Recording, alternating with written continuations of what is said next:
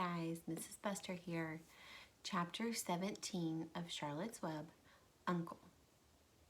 When they pulled into the fairgrounds, they could hear music and see the Ferris wheel turning in the sky. They could smell the dust of the racetrack where the sprinkling cart had moistened it. They could smell hamburgers frying and see balloons aloft. They could hear sheep blatting in their pens.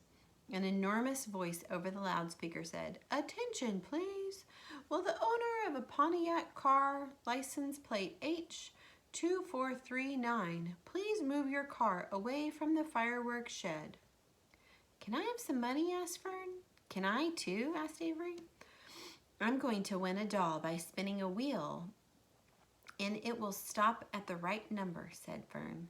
"I'm going to steer a jet plane and make it bump into another one." "Can I have a balloon?" asked Fern.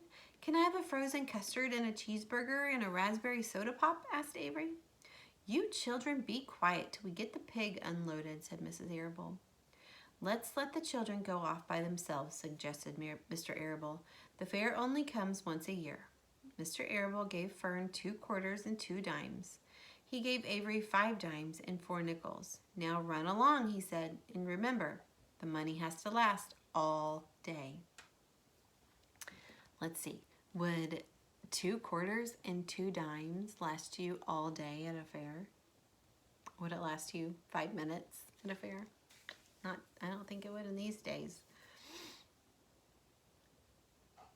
Don't spend it all the first few minutes, and be back here at the truck at noontime so we can all have lunch together.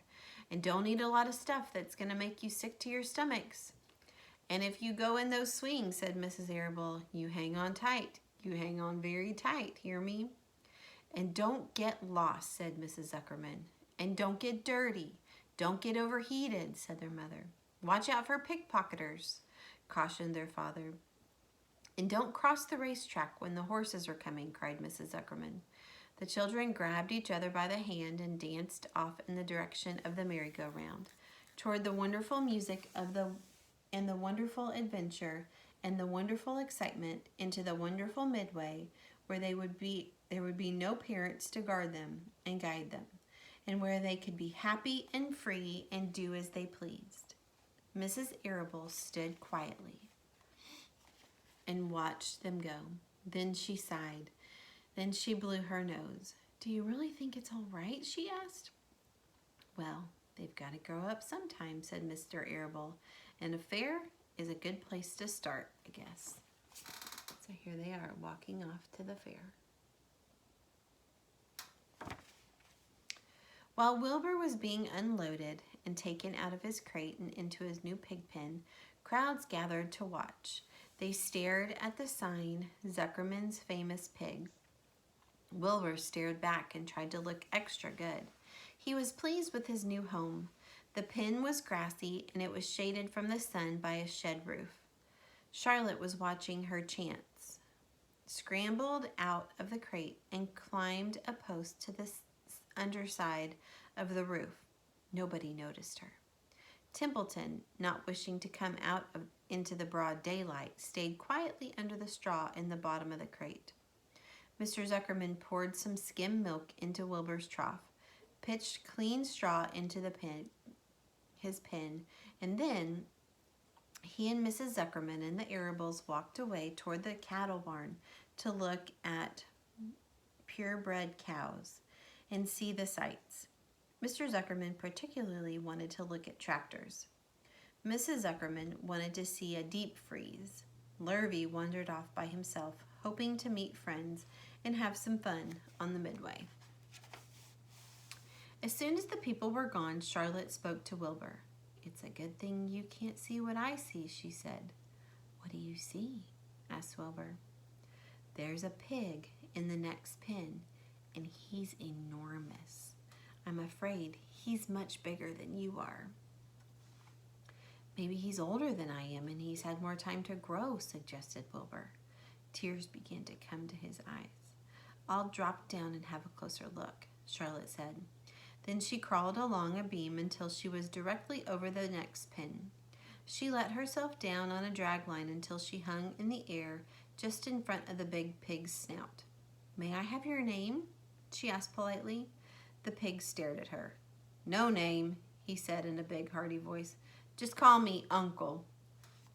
Very well, Uncle, replied Charlotte. What's the date of your birth? Are you a spring pig? Sure, I'm a spring pig, replied Uncle. What did you think? I was a spring chicken? Ha ha, that's a good one. Eh, sister? Mildly funny, said Charlotte. I've heard funnier ones, though. Glad to have met you, and now I must be going. So here is Charlotte meeting Uncle. It's a big old hairy pig. She ascended slowly and returned to Wilbur's pen. He claims to be a spring pig, reported Charlotte, and perhaps he is. One thing is certain, he has a most unattractive personality. He is too familiar, too noisy, and he cracks weak jokes. Also, he's not anywhere near as clean as you are, nor as pleasant. I took quite a dislike to him in our brief interview. He's going to be a hard pig to beat, though, Wilbur, on account of his size and weight. But with me helping you, it can be done. When are you going to spin a web? Asked Wilbur. This afternoon, late, if I'm not too tired, said Charlotte. The least thing tires me these days. I don't seem to have the energy I once had. My age, I guess. Wilbur looked at his friend. She looked rather swollen, and she seemed listless. I'm awfully sorry to hear that you're feeling poorly, Charlotte, he said. Perhaps if you spin a web and catch a couple of flies, you'll feel better. Perhaps, she said wearily, but I feel like the end of a long day. Clinging upside down to the ceiling, she settled down for a nap, leaving Wilbur very much worried. All morning people wandered past Wilbur's pen. Dozens and dozens of strangers stopped to stare at him and to admire his silky white coat, his curly tail, his kind and radiant expression. Then they would move on to the next pen where the bigger pig lay. Wilbur heard several people making favorable remarks about Uncle's great size. He couldn't help overhearing these remarks, and he couldn't help worrying. And now, with Charlotte not feeling well, he thought, oh dear. All morning Templeton slept quietly under the straw. The day grew fiercely hot. At noon the Zuckermans and the Arables returned to the pig pen. Then a few minutes later Fern and Avery showed up. Fern had a monkey doll in her arms and was eating Cracker Jacks. Avery had a balloon tied to his ear and was chewing a candied apple. The children were hot and dirty. Isn't it hot? Said Mrs. Zuckerman. It's terribly hot, said Mrs. Arable, fanning herself with an advertisement of a deep freeze. One by one they climbed into the truck and opened lunch boxes. The sun beat down on everything. Nobody seemed hungry. When are the judges going to decide about Wilbur? Asked Mrs. Zuckerman. Not till tomorrow, said Mr. Zuckerman. Lurvy appeared carrying an Indian blanket that he had won. His genuine Navajo blanket he wanted. That's just what we needed, said Avery. A blanket. Of course it is, replied Lurvy, and he spread the blanket across the sideboards of the truck so that it was a little like a tent. The children sat in the shade under the blanket and felt better. After lunch, they stretched out and fell asleep. See you tomorrow.